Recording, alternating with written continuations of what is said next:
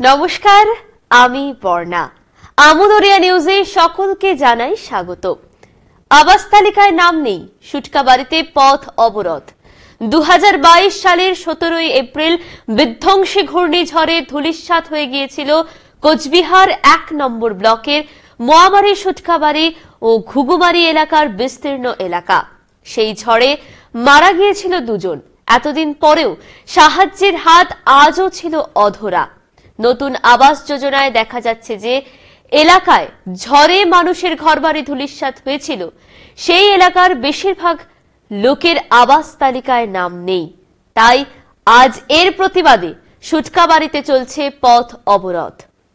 কি নিয়ে পথ অবরোধ? আমরা এখানে আসি এই নিয়ে যে আমার লিস্টে নাম ছিল ঘরের, এখন শোনা যাচ্ছে যে আমাদের নাম কাইটে দিতে। এখন কোনো ঘর নাই, কেন ঘরটা আসলো না? আমরা তো দিদিকে ভোট দেই, আমরা তো যোজনা পাওয়ার যোগ্য। হ্যাঁ, আমরা তো যোগ্যতা, আমাদের তো সেই রকম আমরা অসহায় মানুষ। ঘূর্ণিঝড়ে সব আমরা তো পাওয়ার ত্রিগুলো আমরা 3 বছর থেকে আমরা কষ্ট করে আসি।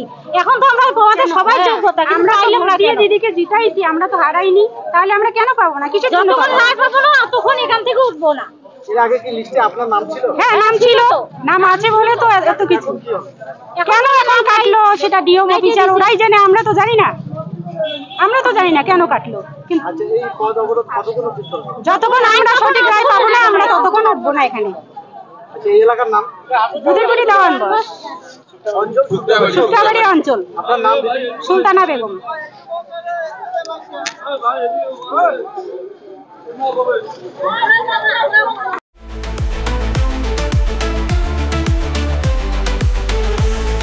Amudoria News, Voice of the Marginal.